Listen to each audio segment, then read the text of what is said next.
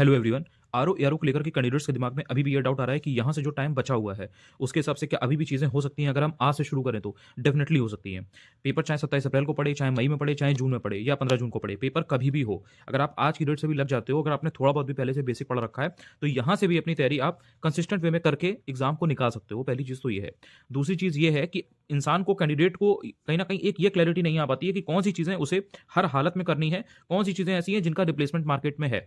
मतलब कौन सी चीज़ें तो आपको करनी ही करनी है और किन सी जगह पर आप दूसरी चीज़ भी कर सकते हो, इसको लेकर के बहुत डाउट रहता है। देखो, एक चीज़ आपको समझनी है, आरओ एआरओ का जो पेपर लीक हुआ था उसको ध्यान में रख के, और जो यूपीपीएससी का पेपर 2024 वाला प्री का पेपर 22 दिसंबर को हुआ है उसको ध्यान में रख के, इन दोनों पेपर को अगर आप मिलाओगे, कंपेयर करोगे, इनकी तुलना करोगे, तो आपको ये देखने को मिलेगा कि इसमें बहुत सारी चीज़ें ऐसी थी जो सिमिलर थी। यानी कि जो क्वेश्चंस को पूछने का तरीका है दैट वाज सिमिलर। स्टेटमेंट वाले क्वेश्चन आरओ एआरओ के पेपर में भी आए थे, यूपीपीएससी में भी आए। मैच द फॉलोइंग वाले क्वेश्चन आरओ एआरओ में भी आए थे, यूपीपीएससी में भी आए। पेपर थोड़ा-सा लेंथी आरओ-एआरओ में भी था, यूपीपीएससी में भी बना।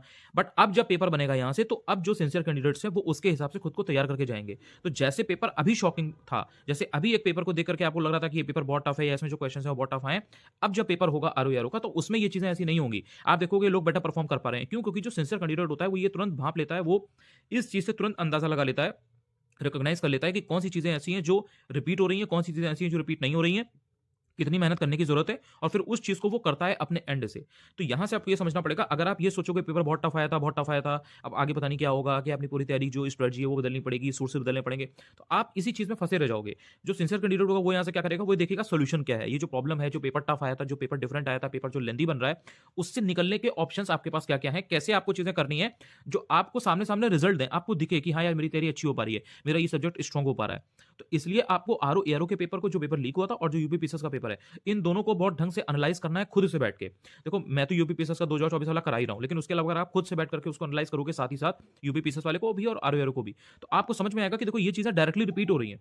ये थीम डायरेक्टली वो पूछ रहा है, जो वो 5 साल पहले पूछता था, जो वो 10 साल पहले आयोग पूछता था। तो आपको सबसे पहले ये करना है, अगर आपको अपना आरओ-एआरओ के लिए हाथ स्ट्रांग करना है, अगर आपका ये है कि इसी साल प्रीलिम्स कैसे भी करके निकालना है, तो आपको ये सबसे पहले तो एक्सेप्ट करना पड़ेगा कि पेपर टफ होगा, पेपर ईज़ी होने वाला नहीं है। और अगर पेपर ईज़ी भी होगा ना, तो भी वो पेपर टफ ही होगा, क्योंकि कॉम्पिटिशन बहुत हाई है। 10 लाख से ऊपर लोगों ने फॉर्म डाल रखा है, 7-8 लाख लोग इस बार पेपर देने ही वाले हैं। उनमें आप कैसे आओगे उन लोगों में जिनका प्री निकल रहा है, ये आपको प्लान बनाना पड़ेगा और उसको एग्जीक्यूट करना पड़ेगा। इसमें बहुत इंपॉर्टेंट चीज़ ये है कि आप पीवाईक्यू को अपना सबसे बेहतरीन दोस्त बना लें, सबसे अपना बड़ा गाइड बना लें, सबसे बड़ा अपना मेंटर बना लें। पीवाईक्यू ऐसी चीज़ है जो आपको धोखा नहीं देगी। कोई भी कोर्स, कोई भी कोचिंग, कोई भी बुक, कोई भी चीज़ एक बार फेल हो सकती है, लेकिन कभी भी पीवाईक्यू फेल नहीं होगा, इस बात को आप ध्यान रखना। पीवाईक्यू, अगर आपने आरओ-एआरओ का जैसे पेपर देने वाले हो, तो काफ़ी लोगों को ये भी डाउट होता है कि सिर्फ आरओ-एआरओ का पीवाईक्यू करना है। नहीं, यूपीपीसीएस के 10-12 सालों का, 15 सालों का अगर कर लेते हो, तो बहुत फायदे में रहोगे। यूपीपीसीएस के जो मेंस के पेपर होते हैं, उनसे डायरेक्ट क्वेश्चन कॉपी पेस्ट हो रहे हैं, डायरेक्ट थीम रिपीट हो रही है। आपको ये चीज़ बताई जा रही है, आप उसको करके देखो, आप उसको टेस्ट करके देखो कि क्या ये चीज़ सच में है। अगर आप ऐसा करोगे, तो आप देख रहे हो कि आपको कॉन्फिडेंस आ रहा है, क्योंकि आपको पता है यार 2015 में मेंस में पूछा गया था, ये क्वेश्चन उठा के 2023 में पूछ लिया, या ये 2024 में पूछ लिया। तो इसलिए आरओ-एआरओ के जो प्री और मेंस के पेपर है, और यूपीपीसीएस के प्री और मेंस के पेपर, जब तक पीसीएस में, मेंस में जीएस का पेपर ऑब्जेक्टिव होता था, इनको अगर आपने तैयार कर लिया, और इसमें सिर्फ क्वेश्चन का आंसर नहीं देखना है, जो टॉपिक्स है ना, उनको तैयार करना होता है। तो जब आप उन टॉपिक्स को तैयार करोगे, तो देखो, टॉपिक्स आपको गिने-चुने मिलेंगे। ऐसा तो है नहीं कि आरओ-एआरओ में कुछ अलग सेट ऑफ टॉपिक्स होते हैं, यूपीपीसीएस में कुछ अलग सेट ऑफ टॉपिक्स होते हैं। टॉपिक्स ओवरलैप करते हैं। कुछ चीज़ें आरओ में भी पूछी जाती हैं, कुछ चीज़ें यूपीपीसीएस में पूछी जाती हैं। कुछ चीज़ें ऐसी हैं जो हार्डकोर आरओ-एआरओ में आएँगी, कुछ चीज़ें ऐसी हैं जो यूपीपीसीएस में स्पेसिफिकली आएँगी। वो आरओ-एआरओ में नहीं आएँगी, और जो आरओ वाली होंगी वो यूपीपीसीएस में नहीं आएँगी। लेकिन ओवरऑल जो जीएस है वो सेम रहती है, और क्वेश्चंस का जो लेवल है वो भी कहीं न कहीं सेम रहता है। तो एक बार अगर आपने उन टॉपिक को ढंग से पढ़ लिया, होलिस्टिकली प्रिपेयर कर लिया, तो वो फिर आपको ओवर द पीरियड हेल्प करता है।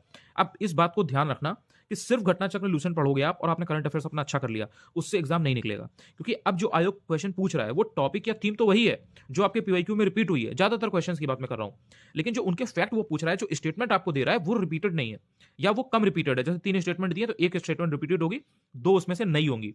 इसी तरीके से जो मैच द फॉलोइंग के क्वेश्चन है, उसमें 4 जो ऑप्शन आपको देगा, 4 जो कीवर्ड देगा, या आप कह सकते हो जो स्टेटमेंट देगा, उसमें कीवर्ड में 4 में से 2 रिपीटेड होंगे, 2 नए होंगे। आपने अगर उस टॉपिक को ढंग से पढ़ रखा है, अगर मान लीजिए कि आपसे कोई ट्वीटी पूछी जा रही है, कोई बैटल पूछा जा रहा है, तो वो आपसे उसी ट्वीटी या बैटल के आसपास का कुछ पूछेंगे, या वो जो रूलर है वो उन्हीं के आसपास का पूछेंगे, या वो जो कॉन्टिनेंट है, जैसे अफ्रीका कॉन्टिनेंट है, या साउथ अमेरिका है, या नॉर्थ अमेरिका है, या ओशिनिया है, या कुछ कंट्रीज के बारे में जैसे पूछते हैं, या कंट्री कैपिटल पूछते हैं, तो वो पूछेगा स्पेसिफिकली वही चीज, लेकिन उसमें वो चीज बदल देगा। जैसे कंट्री कैपिटल है, तो पहले 4 की 4 जो है वो रिपीटेड दे देता था, आपने घटना चक्र में इजीली पढ़ी हुई है, आप उसको टिक कर लेते थे।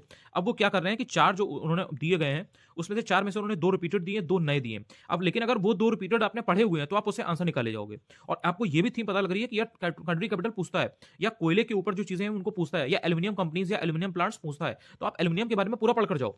ऑल ओवर वर्ल्ड या इंडिया के अंदर कहाँ पर एल्यूमीनियम के माइन्स हैं, या कहाँ पर एल्यूमीनियम मिल रहा है, कहाँ पर उसका रिजर्व है, या प्रोडक्शन कहाँ पर हो रहा है, ये यू शुड नो। ये अगर आपको मालूम है तो आप क्वेश्चन आराम से कर ले जा रहे हो। लेकिन ये थीम आपको कैसे पता चलेगी? जब आप पीवाईक्यू को ढंग से एनालाइज करोगे। इसलिए उसके टॉपिक्स को आपको तैयार करना है। सिर्फ घटना चक्र ल्यूसेंट के सहारे अगर आप गए तो आपको चीजें 30-40% मिल जाएंगी, 50% तक मिल सकती हैं, लेकिन उससे ज्यादा हो सकता है ना मिले, या इवन होंगी भी तो आप कर नहीं पाओगे, क्योंकि कहीं ना कहीं आपने चीजों को कॉम्प्रिहेंसिवली नहीं पढ़ा होगा। लेकिन क्या उनको पढ़ने से कोई नुकसान है? उसको पढ़ने से बहुत ज्यादा फायदा है। घटना चक्र ल्यूसेंट आपको पढ़नी ही पढ़नी है। अगर आपने ल्यूसेंट को 4 से 5 बार पढ़ रखा है तो देखो उसके फैक्ट आपको याद नहीं होंगे सच कि आपसे कोई पूछेगा तो आप बता ले जाओगे। बट जब एग्जाम में क्वेश्चन आएंगे आप ऑप्शन को देखते ही तुरंत टिक कर दोगे कि यार इसका ये सही आंसर है। ये फायदा होता है ल्यूसेंट से। उसमें बहुत बेसिक बेसिक चीजें लिस्टिंग की फॉर्म में, टेबल फॉर्म में दी है, जो डायरेक्टली आपसे पूछी जाती है। कमिटी वगैरह की चीजें बहुत सामने सामने दी गई हैं, कॉन्स्टिट्यूशनल अमेंडमेंट दिए गए हैं, प्रेसिडेंट वाइस प्रेसिडेंट या जो आर्टिकल्स हैं, ये सब चीजें एकदम सामने दी रहती हैं। इकोनॉमी की बहुत सारी चीजें ऐसी हैं, जैसे एस्टेब्लिशमेंट हो गया किसी ऑर्गेनाइजेशन का, किसी इंस्टीट्यूट का, एकदम सामने दिया रहता है। वो अगर आपने पढ़ रखा है तो वहीं वहीं डायरेक्ट आपको मिल जाता है। इसके लिए तो कोई अलग से स्टैंडर्ड सोर्स करने की जरूरत नहीं है ना। इसलिए 4 से 5 बार उसको पढ़ डालिए। अब आप वो 4 से 5 बार कैसे कंप्लीट करेंगे, ये आप अपना शेड्यूल बनाइए। ये आपकी अकाउंटेबिलिटी होनी चाहिए खुद के लिए कि भाई मुझे 4 से 5 बार लूसेंट को गो थ्रू करना है, मुझे उसको पढ़ लेना है। पढ़ लोगे तो आपको उसके जो फैक्ट्स हैं वो आपके दिमाग में कहीं ना कहीं रहेंगे, सबकॉन्शियस में चीजें रहेंगी। और थोड़ा ट्राई करना, समझ समझ के पढ़ो। मतलब एकदम रट्टा नहीं मारना, उनको थोड़ा सा दिख दे के पढ़ना कि अच्छा ठीक है क्या है, नहीं समझ में आ रहा है तो उसी टॉपिक को थोड़ा सा पढ़ लिया, देख लिया। इसी तरीके से घटना चक्र जो मोटी वाली आती है, जो सब्जेक्टिव आती है, जो बल्कि सी आती है, history, geography, polity, science, environment और यूपी स्पेशल की जो घटना चक्र तथ्यसार आती है, और इकोनॉमी भी अगर कर पाओ तो हेल्प हेल्प करती है वो।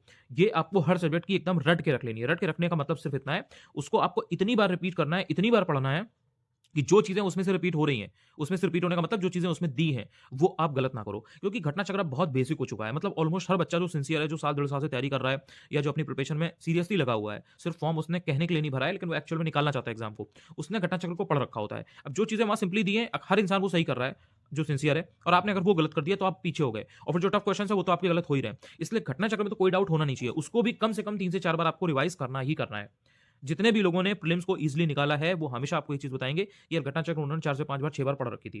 देखो एक बार पढ़ने में तो सिर्फ आप फैमिलियर होते हो, दूसरी बार पढ़ने में आपको कुछ कुछ चीजें याद हो जाती हैं, जब आप तीसरी बार पढ़ते हो तो एक्चुअल में आप रिटेन करना शुरू कर देते हो, आपको चीजें दिमाग में फिट होना शुरू हो जाती हैं, आप क्वेश्चंस को सॉल्व करना आपको आ जाता है, आप उनके आंसर्स आपके दिमाग में चमकने लगते हैं कि इसका ये आंसर होगा।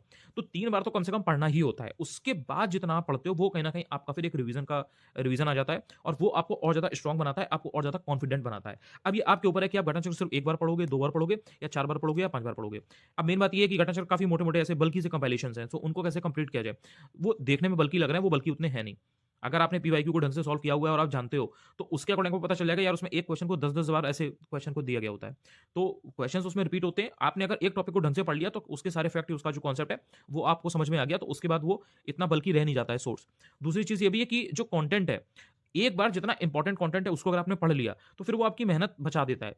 चाहे वो घटना चक्र से पढ़ाओ, चाहे वो ल्यूसेंट से पढ़ाओ, चाहे वो किसी स्टैंडर्ड सोर्स से पढ़ाओ। जैसे मान लो कि अकबर है, अकबर के जितने इंपॉर्टेंट फैक्ट हैं आपने स्टैंडर्ड सोर्स से पढ़ लिए, तो घटना चक्र में कोई अलग से फैक्ट थोड़ी ना आ जाएंगे, या ल्यूसेंट में कोई अलग से फैक्ट थोड़ी ना आ जाएंगे, या एक्स वाई जेड कोई भी कोचिंग के नोट्स होंगे, मटेरियल होगा, उसमें कुछ अलग से फैक्ट थोड़ी ना आ जाएगा। जो इंपॉर्टेंट चीज है वो आपको याद रखनी है, ये आपका सिंपल गोल होना चाहिए। और मटीरियल चेस मत करो। मटीरियल चेस करोगे तो जो स्टडी मटीरियल है वो आपका रखा रह जाएगा, एग्जाम के पहले आप रिवाइज नहीं कर पाओगे, और फिर आपको यही स्ट्रेस और एंग्जाइटी होगी कि अब कैसे करें, सारी चीजें आपके दिमाग में फिर डाउट पैदा करेंगी। इसलिए आपको ध्यान रखना है कि जो टॉपिक्स और थीम है जो पीवाईक्यू में आती है उनको तैयार करो, और हर सब्जेक्ट की एक स्टैंडर्ड सोर्स अपने पास रख लो। आप खूब एनालाइज कर लो, देख लो, जो आपको सोर्स अच्छा लगे, जिसकी लैंग्वेज समझ में आए, जिसका कॉन्सेप्ट को शेयर करने का तरीका, एक्सप्लेन करने का तरीका आपको ईजी लगे, जिसमें फैक्ट्स आपको लगे कि हाँ इसमें सफिशिएंट फैक्ट है, वो अरेंज कर लो और ले लो, और देर मत करो। अब एग्जाम सिर्फ और सिर्फ वन लाइनर चीजों के सारे नहीं निकलेगा, तो आपको कॉन्सेप्चुअल क्लैरिटी होनी चाहिए। आपको पता होना चाहिए कि हाँ ठीक है, ये थीम पूछ रहे हैं, इस थीम से अगर थोड़ा सा डिफरेंट भी टॉपिक पूछा जाता है, एकदम रिपीटेड ना पूछा जाए, तो मैं आंसर कर पाऊं। और ये चीज तब होती है जब आप स्टैंडर्ड सोर्स फॉलो करते हो। तो हर सब्जेक्ट का एक होना चाहिए। हिस्ट्री में तीनों पार्ट के लिए एक एक देख लो, ज्योग्राफी में देख लो, पॉलिटी में देख लो, इकोनॉमी में देख लो, साइंस में देख लो, एनवायरमेंट में देख लो।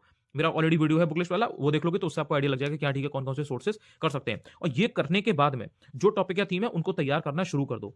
और अगर आरओ का एग्जाम यहां से निकालना है, कम से कम 4 घंटे आपको देने पड़ेंगे। 4 घंटे से कम आप दोगे तो मैं नहीं कह सकता कि आपका होगा या नहीं होगा, बिकॉज फिर आप अगर बहुत आपकी मेमोरी अच्छी है, बहुत आप एक जीनियस माइंडसेट के अगर आप हो, तो कहीं ना कहीं आपका हो सकता है। I am not very sure कि तब कैसे होगा 4 घंटे से कम है।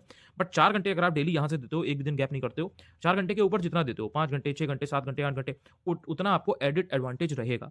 और ये तब बहुत आपके लिए मैटर करता है जब आपने पहले से पढ़ाई कर रखी हो। अगर आपने पहले से पढ़ाई कर रखी है तो आप अगर 4-5 घंटे भी पढ़ोगे ना, तो चीजें आपको याद रहेंगी, आप कंसंट्रेट बेटर कर पाओगे, आपका रिटेंशन बेटर होगा।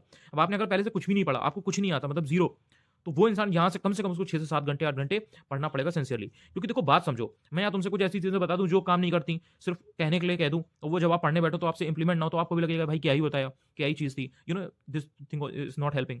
तो मेन चीज़ ये है कि आपको यहाँ से ये देखना पड़ेगा कि ये इतनी चीज़ें हैं, इतना इनको इतनी बार तो मुझे रिवाइज़ करना है। देखो एक बार कोई चीज़ पढ़ लेने से याद होगा नहीं, आपको रिवाइज़ करना पड़ेगा उसे मल्टीपल टाइम्स, ठीक है? जो इंपॉर्टेंट चीज़ें हैं वो एकदम उनके फैक्ट देखने पड़ेंगे, जो समझने वाली चीज़ें हैं उनके कॉन्सेप्ट देखने पड़ेंगे। तो कम से कम 4-5 घंटे इतने में लग ही जाते हैं। करंट अफेयर्स और हिंदी, देखो हिंदी के लिए ध्यान रखना, अगर आरओ देना है तो हिंदी हफ्ते में 3 दिन आपको पढ़नी पड़ेगी 1-1 घंटे। तो कम से कम आपके 3 घंटे तो बेयर मिनिमम है। और अगर आपने ये पहले से हिंदी थोड़ा पढ़ रखी है, ये तब के लिए है। अगर आपकी हिंदी बहुत वीक है, if you are scoring somewhere around 35-40 marks out of 60, तो कहीं न कहीं आपको 2 से ढाई घंटे 3 घंटे भी देने चाहिए हफ्ते में 3 दिन। डेली पढ़ सकते हो, डेली पढ़ो, आधा घंटा 45 मिनट, नहीं हो सकता है कोई बात नहीं, अल्टरनेट डेज़ पर आप उस चीज़ को कर सकते हो। लेकिन हिंदी में कंटिन्यूटी बहुत ज़रूरी है। आप हिंदी में बहुत अच्छे हो, you are scoring somewhere around 55 और 58 मार्क्स आउट ऑफ 60, बट आपने 4 दिन हिंदी को नहीं पढ़ा, आप गए। आपकी चीज़ें फिर आप जब उसको दोबारा से करोगे, आप देखोगे बहुत ईज़ी-ईज़ी क्वेश्चन्स में आप गलती कर रहे हो।